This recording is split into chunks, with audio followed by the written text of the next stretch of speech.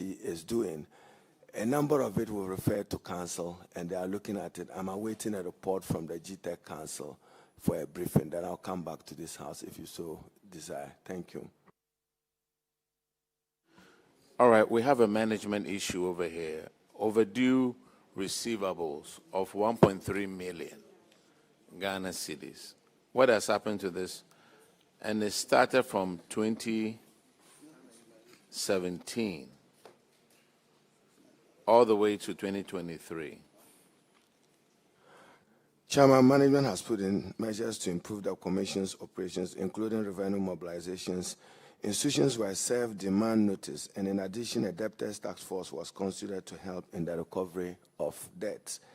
Accordingly, some 999,276 of the outstanding has so far been recovered. We confirm from our review of receipt books and corresponding bank statements that management has recovered an amount, as I've stated, of 999,206 out of the total amount of 1.3 million, leaving an outstanding of 308,194. These recoveries are supported by appropriate evidence.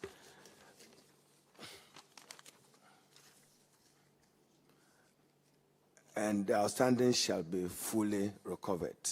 And going forward, Chairman, definitive timelines will be given for the payment of all fees to forestall future occurrences of institutional debt. Chairman, along the line, I probably may even have to come back to Parliament on GTEC. They issued this deadline that institutions were not in compliance, particularly those providing private tertiary education. If you don't have a charter, then you may have to fold up. Government is reviewing that position, and there may be a policy review of it to extend the moratorium, but certainly not to perpetuity. But we would give them some space of time.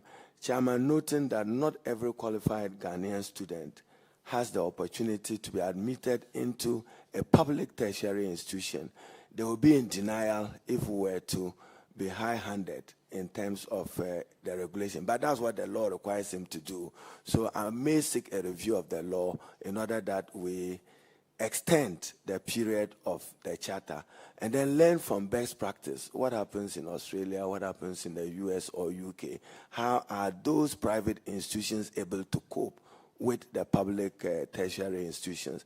But Chairman, the joy is that in Ghana, more Ghanaian students of that age are accessing higher education, and that's good for our country. Thank you. Honourable Minister, to a lay person like me, what is the essence of the charter, and why is it necessary for all private universities to have it? Chair, it was to ensure that they meet the minimum regulatory standards in the provision of quality tertiary education. One, infrastructure. Do they have enough good classrooms, lecture rooms, laboratories, and others? Two, faculty. What's the strength of their faculty?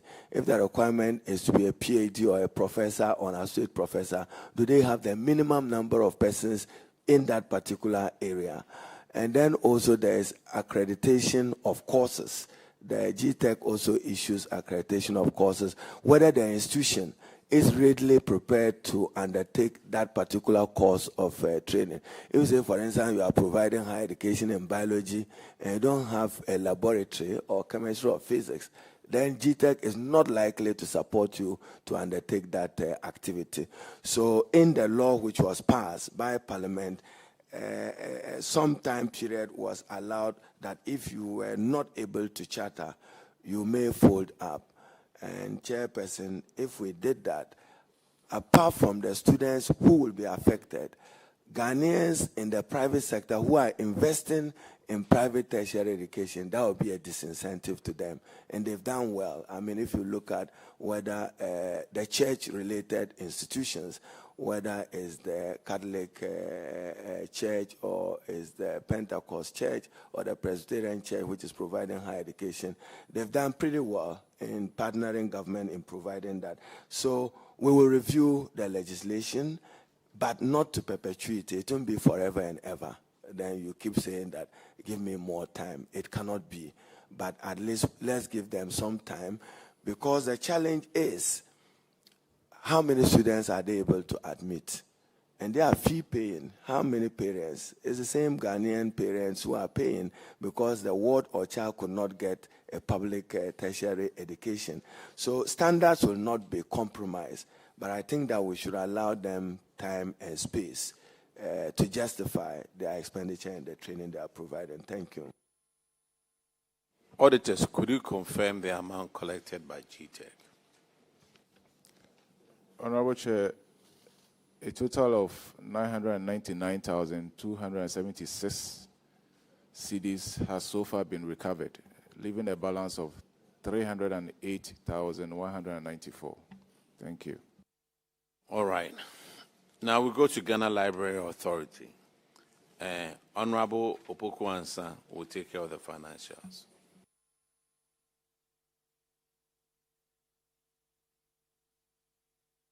Thank you. Thank you very much, Chairman. Minister,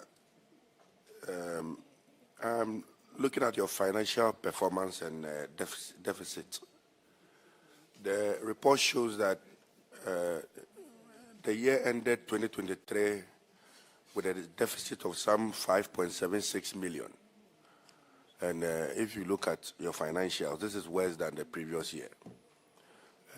Are you able to tell the committee specific factors that led to this worsening deficit despite a 66.8% increase in your total income?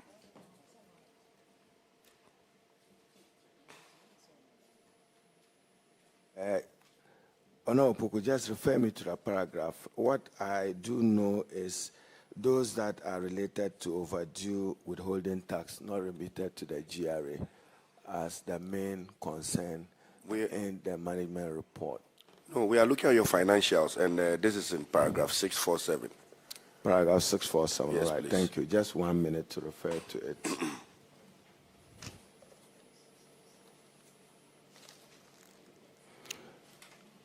Yes, sin. Thank you. With a deficit of 5.7 as compared with a deficit of 4.2, representing a deterioration of 36.5% in its financial performance. The details of the authority performance in there for the year presented in table 9.1. So, income.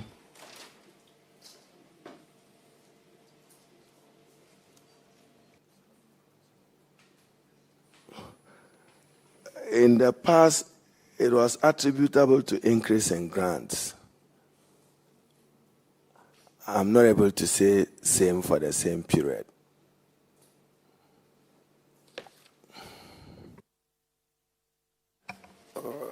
Yes, I mean, so you see that your grants has increased significantly, and well, we've just to 32 million from 19 million. And how was this extra funds utilized? And I mean, we are wondering why your expenditure still outpaces your income. Chair, there is demand for libraries across the country, and I engage in the provision of some library facilities in different parts of the country. That explains the increased expenditure of the Ghana Library Authority. And Chair, they can do more. I intend again coming to Parliament. We should borrow from the American experience of having presidential libraries across the country in honor of those who have democratically served our country. You can have a dedicated library that does it. And Chair, the reading culture in Ghana needs to improve. I mean, if you travel abroad in the morning, everybody is holding a newspaper or a magazine. And then you come to Ghana, it is only when you have to comment on the report that you look around to see the report and catch your breath on the report. So we generally have to look at the reading culture of Ghana. Chair, I was in the Brown-Hafo region, and I'm particularly encouraged by the enthusiasm and support of chiefs. The Omahini of Sunyani invited me home and said, look, what does it take for government to complete the Sunyani Regional Library?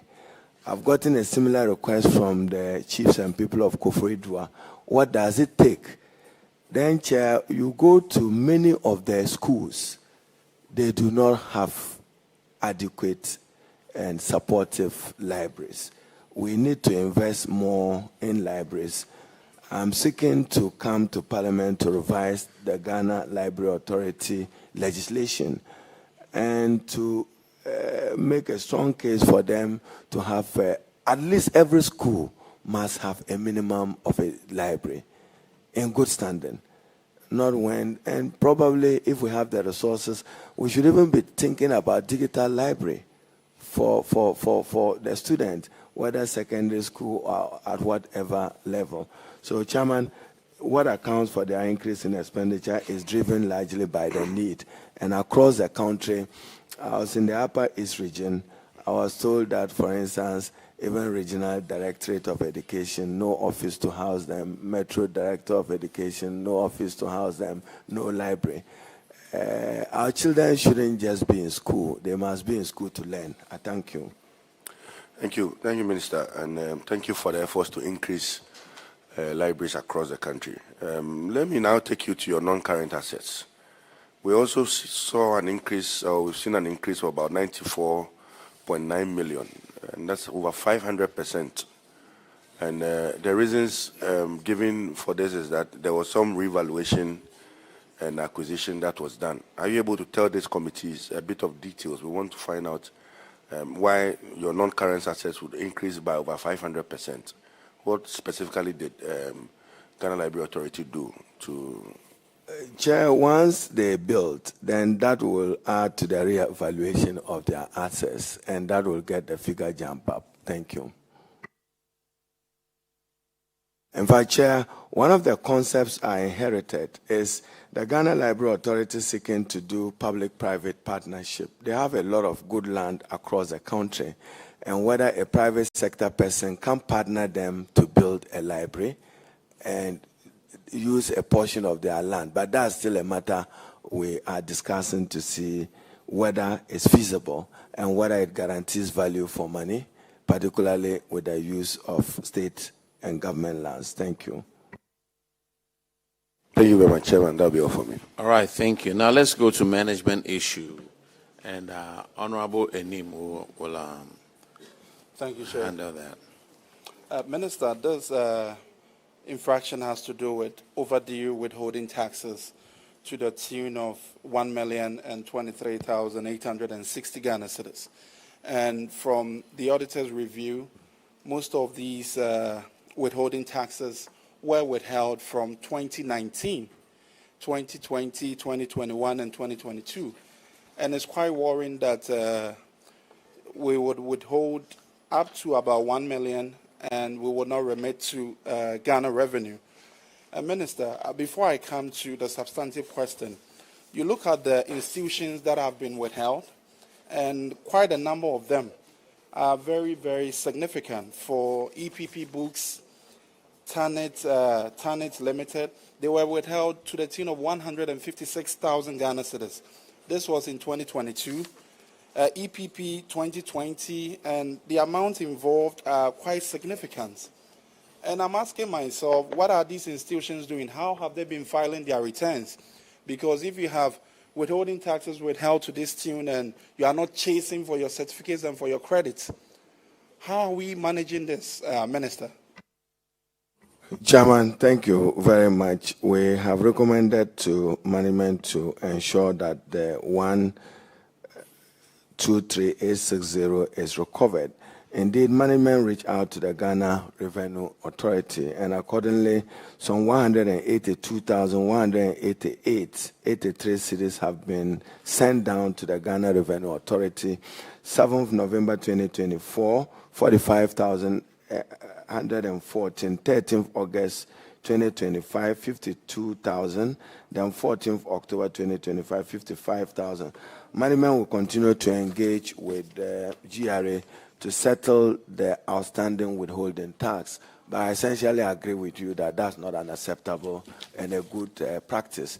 We recognize that at the Public Accounts Committee, in your scrutiny of public expenditure, you are also interested in whether we are reporting consistent with the financial reporting requirements. So accordingly, for this year 2025, 11th August, some 18,000 was paid, 15th September, 6,000, 14th September, it's been dealt with. So we have been proactive in ensuring that we don't allow for accumulation of outstanding withholding taxes. We ensure strict compliance to the directive of the Auditor General. Thank you, Chair. Thank you, Minister. Auditors, can you confirm how much of this 1 million has been remitted so far, the total?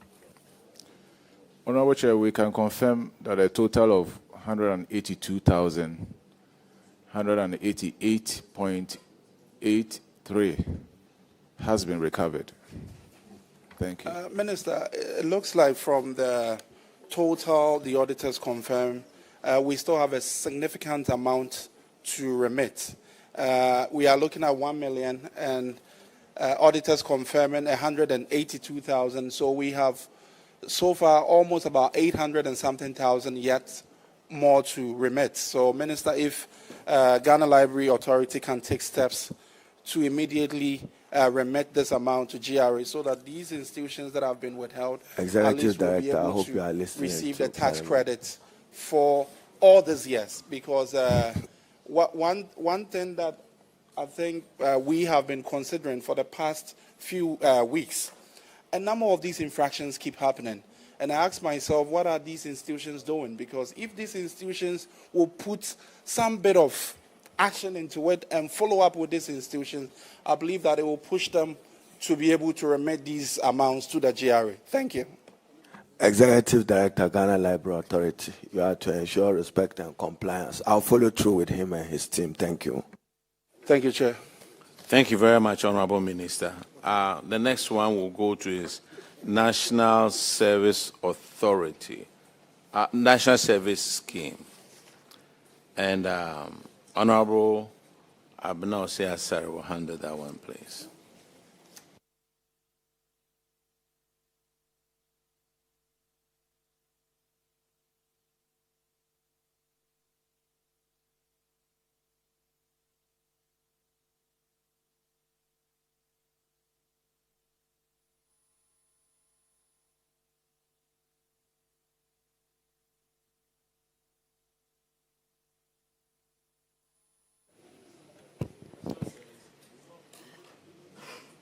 Honorable Minister, should I go on? Chair, you may want to go on, but I would choose to set the record. I'm not responsible and I do not exercise oversight over the National Service. So that is why I asked you And first. President Mohammed's reset is more of a youth-related activity and accordingly have been placed under the oversight of the Honorable Minister for Youth and not the Ministry of Education. Thank you. Thank you very much, Mr. Chairman. We will let the appropriate ministry come and answer to this infraction. Thank you. All right, thank you very much. The next one we'll go to is Student Loan Trust. Honorable Enim will take care of that one. Okay, it's on thank paragraph you, 666. So, Minister, we'll be considering the financial performance and financial position of Student Loan Trust. With the financial performance, you can see that the bottom line, we are still not doing well. For 2022, we had a deficit of over 5,204,000. Then 2023, we are still reporting a deficit of 5,116,000. Although there was some small improvement, but then it's still very bad situation because we cannot continue to put surpluses. And I know the activities of the Student Loan Trust is not for profit making or anything, but then we should be also be prudent with how we spend within these institutions. I would want to look at the first item, compensation of for employees. It went up by about 33%. I just want to understand whether this was due to the increase or improvement in staff strength, or this was as a result of some increases in bonuses and compensation to employees. Chairman, thank you very much. It will be a combination of it: new recruitments, promotion, and payment of bonuses. And Chairman, the Ghana Student Loan Trust is now being repositioned by the President to undertake 3 major core social interventions of the Mahama administration. One, the payment of bursaries, or call it the no-fee stress, which Chair has made significant impact on the life of those students who otherwise, for being financially disadvantaged, may not have been able to pay their fees. Then 2, the Ghana Student Loan Trust now is also responsible for the disbursement of the no fees for persons with disability, a new rights-based approach to supporting persons with disability. Chairman, I'm before Parliament, as you recall, in seeking a review of the Ghana Scholarship Authority. It is my view that in future, these two institutions can relate: the Ghana Student Loan Trust Fund and the Scholarship Authority. My view, even though I campaigned unsuccessfully, was that we should earmark 2.5% of oil revenue for human capital development and human resource development, so that into the future we could have what pertains in Sri Lanka, a Ghana bursaries and scholarship authority, so that one arm of it will be responsible for bursaries to pay it to a no fee stress category of persons. And then, Honorable Abuna, you guide us with your experience at the Ministry of Finance. So now you say no fee stress, most impactful initiative of President Mahama. Now, if in September, October, November, the Ministry of Finance is not able to release the money for student loan trust, it defeats the purpose of the intervention. You're asking the student to go and borrow. It's the same student who is in need, who doesn't have the support, who is in dire, urgent need of it. So earlier releases can be useful and supportive. But as I said, my view was that because Ghana have never had a scholarship authority bill, I wanted to work 1 year, see what scholarship will do, deal with this nepotism and chronism associated with allocation of scholarship, provide for some discipline. But believe me, my most impactful lunch as minister was when the no fee stress was launched. I had good sleep that this was an impactful, meaningful social intervention of the president. And many of you sitting here, colleague MPs, you know how much you spend in paying school fees when the period comes. You get demands. So, but just to send a caution, Chairman, the Director General of GTEC is here. I've seen some schools increasing their fees because government says it's absorbing them. We won't accept it. So make sure you issue consequential instructions to your schools not to take advantage of that. Thank you. Thank you, Minister. We are still on the financial performance. I want to understand 1 or 2 things here. From your revenue from exchange transactions, I see here interest income, which went up by about 48%.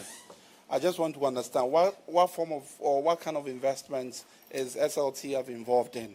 What kind of investment that would be able to give you this amount, this increase of about 48%? What kind of investment are they into? I'm sure normally they get releases from the Ghana Education Trust Fund, and then they deposit it in banks whilst processing payment. Arising out of it, some interest accrue, and that is accountable for what you've just mentioned. And Vice Chairman, I'm happy to announce that we've now, Ghana Student Loan Trust have roped in students at the law school can now go in for the Student Loan Plus. Okay. Hitherto, this was not done. The President announced it when he launched the opportunity and facility for persons with disability. And then, Chairman, so here is where you accountants, you can help government. We are thinking of reviewing the interest rate regime of the Student Loan Trust. Now, a student gets a loan, that student gets out of school, he has no job, and you are compounding interest for the student. Mm-hmm. Mm-hmm. Mathematically, what's the fairness in that? So we may have to go back to the simple interest regime, but also not jeopardizing the income security of those from whom the money emanates from. But I don't think that it's fair that we compound interest when they don't have jobs. But the student loan trust, I believe, is doing well. I've requested Get Fund to increase their budgetary allocation so that those, in addition to their need, if the government is paying off your no-fee stress, and you think that you need an additional 5,000 or 10,000 to support your need, you can go back to the student loan trust, enter an arrangement with them, and you'll be supported. Thank you, Chair. Thank you, Chair. I think that I asked this question because I saw the drop in your current ratio, which in financial sense, it makes a lot of sense because we are utilizing the cash resources that we do have, and that is what resulted in the increase in the interest income. And that is something that will encourage that all these institutions will learn from and be able to adopt these good cash management practices. Thank you, Chair. Chairman, the member is forcing me to behave like the chairperson, Abena. What is current ratio? Me, I know debit, the receiver, credit, the giver. You are taking me to the world of current ratio. The accountants here, we want to respond to that. All I remember is debit, the receiver, credit, the giver. I don't remember. Honorable Minister, I would like to ask you a question on returned pickup vehicles loan to national security. The auditors are saying that we cited a letter with reference number SCR/DC 28/554/01D, dated April 7th, 2020, from the Office of the President, requesting for the release of the vehicles to national security. We stated that the vehicles will be returned upon completion.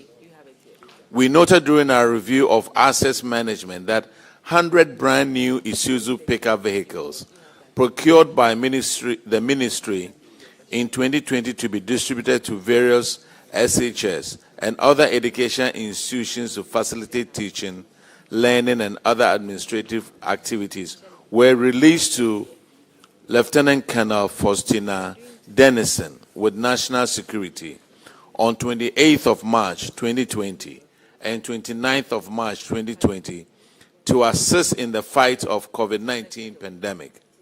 These vehicles have not been returned to the ministry after the pandemic ended. We also noted that no change of ownership was effected from the supplier's name, Mac Autos and Spare Parts Ghana Limited, into the ministry's name before the vehicles were released to the national security. And it gives a long list over here.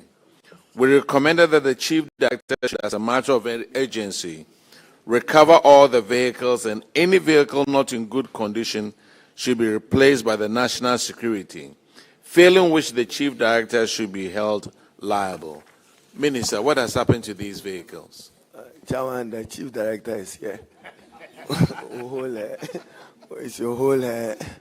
But Chair, to assure you that it's important that we put your question in context.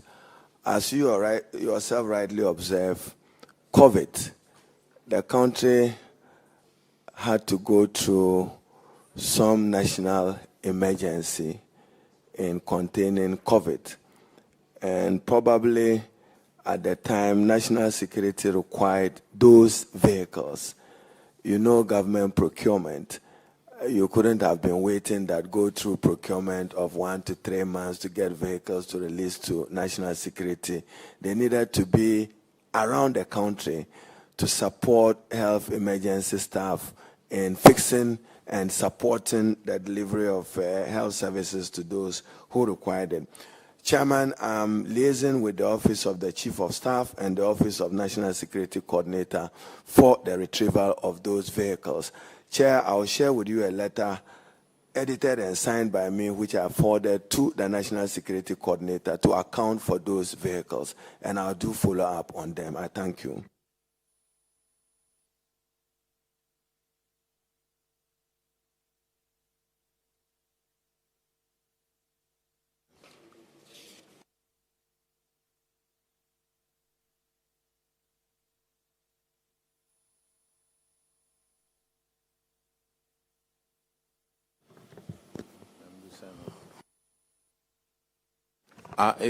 Okay, so let me go back to the Get Fund issue, the financials of Get Fund. Looking at the financials, Get Fund, if you look at the revenue from exchange transactions, 2022,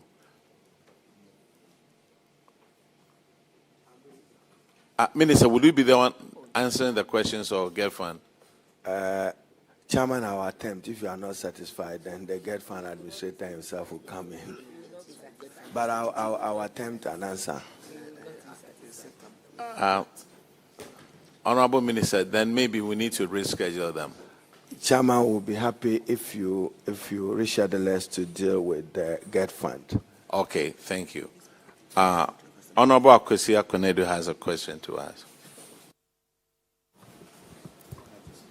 Chairman, thank you very much. There's a very quick one. Minister, the Public Accounts Committee is one of the committees that is of very importance and relevance in our financial management arrangements in this country. Because once Parliament allocates monies to ministries, agents, and departments, it's important that accountability, fairness, prudence, and transparency in its management is required. With your rich experience, I mean, I met you as the majority-minority leader, and with you being in this house for a very long time, in just about, say, 3 sentences, how do you find this committee, and how do you think that in this 9th Parliament and going forward, we can augment the work that we do so that at least the nation's finances and the people who are entrusted with the care of these monies will be prudent, fair, and adequate in the management of these resources? Thank you very much, Honorable Akwesi Akonedo. And, if there is a medical person in this committee or in this room, growing up, I'm reminded that a flawless diagnosis at autopsy is impossible. So when the Public Accounts Committee, you are doing very well, and you've saved the country billions. Even for those of us with sociology background, the mere fact that he's to appear before public accounts operates as a social control measure. Will I survive? Can I survive? Will I make it? Restraining. It will redefine public officers' posture. And you are holding us accountable as required by the Constitution. I believe Article 187 mandates you. But, Chairman, the Parliament of Ghana and the executive and the judiciary have not been fair to the taxpayer. We ought to remember at all times that sovereignty resides in the people. And when you are spending public resources, we all must be reminded that there will be dire consequences when you betray the public trust. Now refer to Article 1876 of the Constitution. It says that Parliament shall, after debating the report, where necessary, recommend a committee in the public interest. So if from 1993 to yesterday,